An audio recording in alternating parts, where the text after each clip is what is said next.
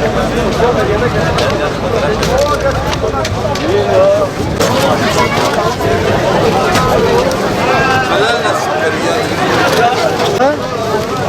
ben oraya gitmiyorum.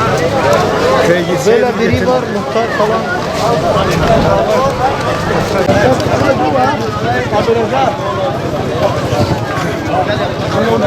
Ya bu kadar